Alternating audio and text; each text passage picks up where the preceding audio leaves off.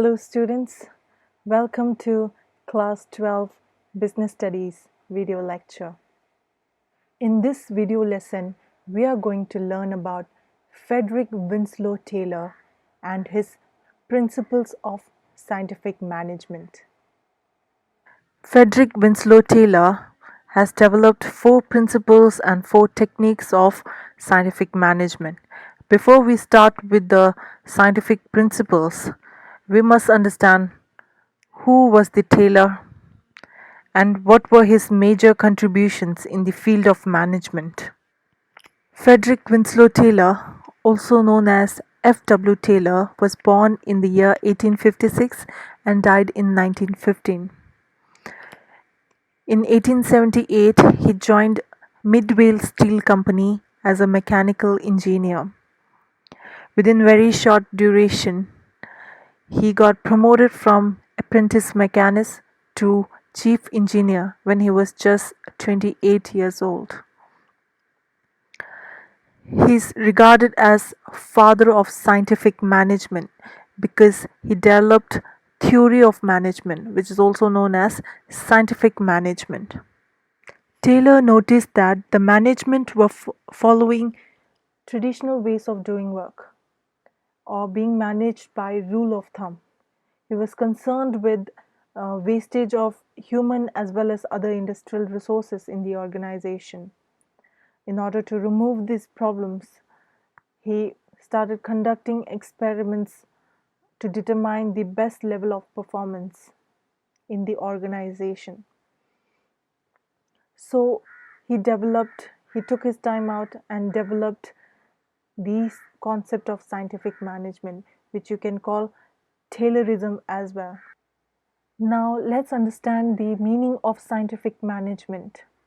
According to F.W. Taylor, scientific management means knowing exactly what you want men to do and seeing that they do it in the best and cheapest way.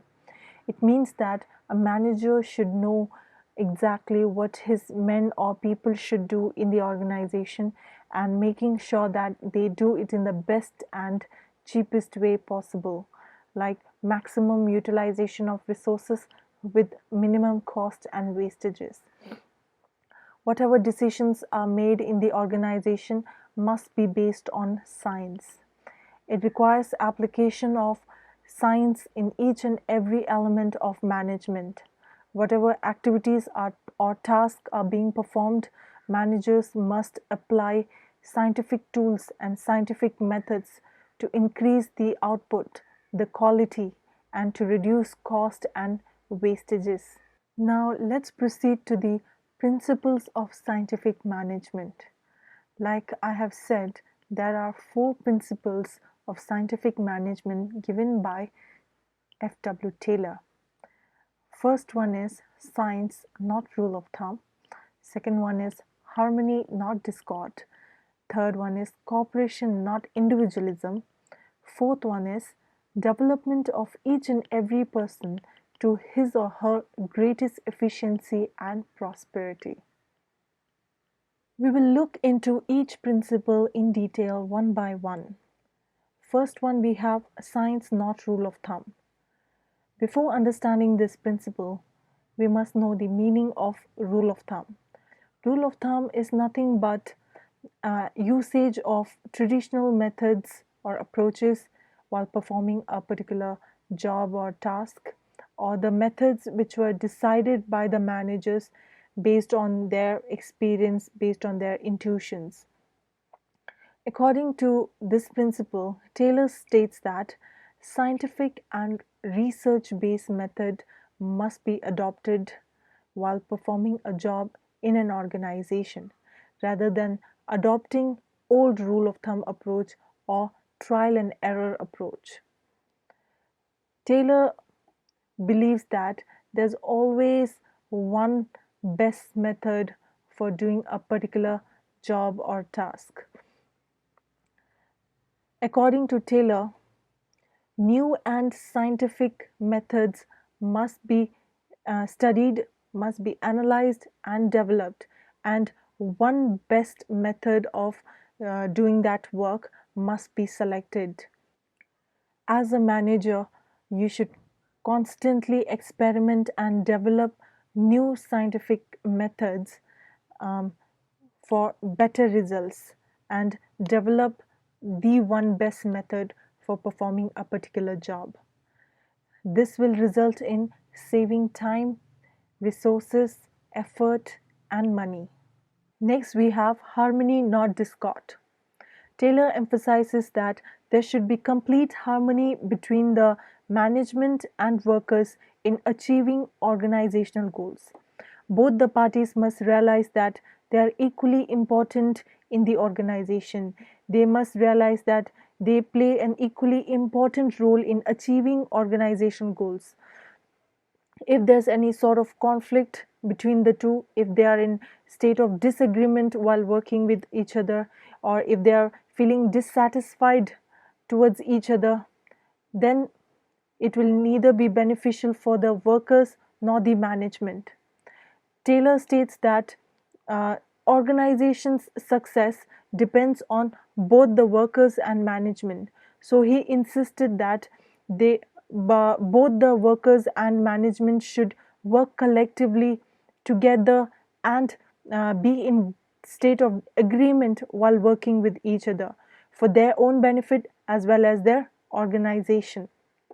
This called for mental revolution, which states that both the parties should transform their attitudes towards each other. Management must take care of their workers by providing them good working environment, whereas the workers must give their full sincerity and cooperation towards achieving the organizational goals. Our next principle is cooperation, not individualism. This principle relates to our previous principle. It is an extension of harmony, not discord. This principle states that there should be complete mutual cooperation between the management and workers in order to achieve the organizational goals easily. Management must consider workers as an integral part of the organization and should accept constructive suggestions or ideas before formulating any policies or taking any decisions, important decisions in the organization. And workers, on the other hand, must cooperate with the management, fully cooperate with the management by not going on strikes and making unreasonable demands to the management. Both the parties should realize that they need each other in the organization in order to achieve organizational goals. Both the parties should make sure that the internal competition must be replaced by cooperation. Now we are on to the last principle, that is development of workers to their greatest efficiency and prosperity. According to Taylor, each and every employee must be scientifically selected and should be given jobs as per his or her mental, physical, and intellectual capability. You should select the right person for the right job and provide necessary training to them, as efficient employees would produce more and earn more. This will enable both the organization and the employees to attain efficiency and prosperity.